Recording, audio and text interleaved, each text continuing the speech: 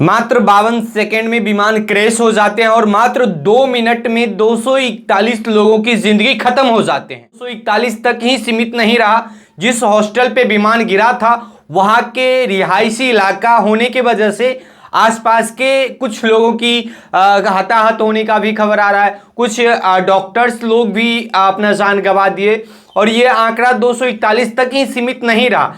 ये आंकड़ा और बढ़कर बताया जा रहा है कि 265 तक हो गया।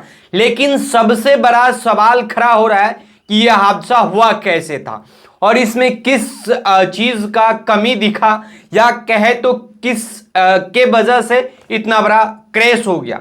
और कुछ एक्सपर्ट का मानना है कि 3 से 4 ऐसे वजह है जिनके वजह से इतना बड़ा हादसा हुआ। और इसमें सबसे बड़े वजह बताया जा रहा है कि इसका इंजन फेल हो गया था।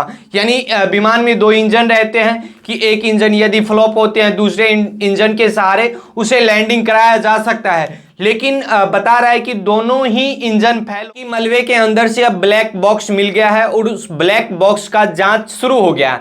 हम आपको बताते चले कि ब्लैक बॉक्स का कलर जो होता है वो ऑरेंज कलर का होता है और ब्लैक बॉक्स इतना कठोर होता है जिन्हें 260 डिग्री सेल्सियस तापमान में भी अगर पिघलाने की कोशिश किया जाए तो वो नहीं पिघल पाएंगे। इतने कठोर धातु से बने होते हैं और इतने उसमें स्टील का मिश्रण होता है। साथ ही बताया ये भी जा रहा है कि यदि वो पानी में भी गिर जाते तो उन्हें 30 दिन तक कुछ भी नहीं होता और 30 दिन तक विदाउट बैटरी के उनका जो लाइट होते हैं इंडिकेट होते हैं वो जलते रहेंगे।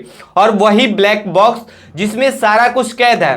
पायलट्स ने क्या बातचीत किए थे, पायलट्स का आखिरी कॉल किनका था, क्या सच में पायलट इमरजेंसी लैंडिंग के लिए मैडे मैडे जैसे शब्दों का यूज किया था, क्या पायलट और क्रू मेंबर्स के बीच में क्या हुआ था, या कहे तो विमान का जो दिशा था कि कैसा था, उनका हाइट कैसा था अपर या डाउन, या कहे तो सच में जो हवा था उनका दिशा कैसे था, इंजन या फ्यूल का क्या कंडीशन था, तमाम चीजें सामने आएंगे।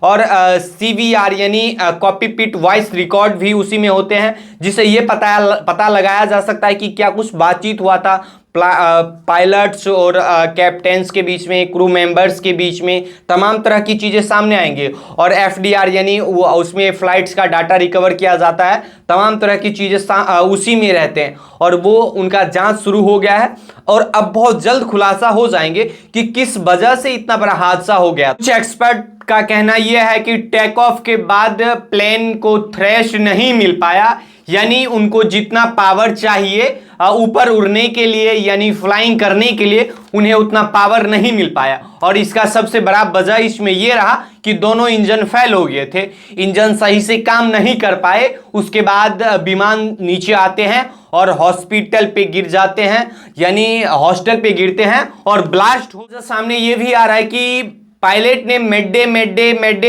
ऐसे शब्द का यूज किया जिनका वजह होता है कि उन्हें प्रायोरिटी दिया जाए। वो एकदम से इमरजेंसी लैंडिंग चाह रहे थे और इंजन में बहुत बड़ा या उन्हें पता लग गया था कि ये क्रैश हो जाएगा और ये पूरी तरीके से नष्ट हो जाएंगे। लेकिन वो उनके पास इतना समय ही नहीं मिल पाया कि कुछ और कर पाते और अचानक सा प्लेन क्रैश हो जाते हैं और ब्लास्ट हो जाते हैं। और सभी लोगों के मन में बस एक ही चीज चल आ रहे हैं कि कैसे ये हुआ हादसा। लेकिन जो भी कुछ हुआ वो काफी भयावह था। आपको पता ही होगा कि किस तरीके से जितने भी शव थे उनको किस तरीके से जांच के द्वारा पहचान किया गया और फिर परिजन से सैंपल लेते हैं, DNA टेस्ट होंगे, उसके बाद सभी परिजन को सौंपा जाएगा। और ये बताया जा रहा है कि आंकड़ा 241 तक ही नहीं है और ये आंकड़ा काफ़ी बढ़ चुके हैं। वहाँ के जैसे रिहायशी इलाका में गिरने की वजह से कहे तो और भी लोग हताहत हुए हैं। जिस हॉस्टल पे गिरे थे उसमें भी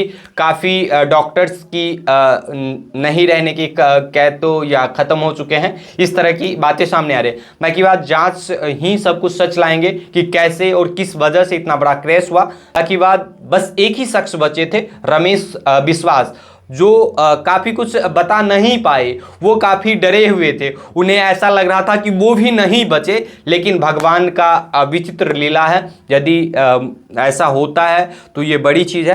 बाकी बात मिलते हैं एक अगले वीडियो में, तब तक के लिए जय हिंद।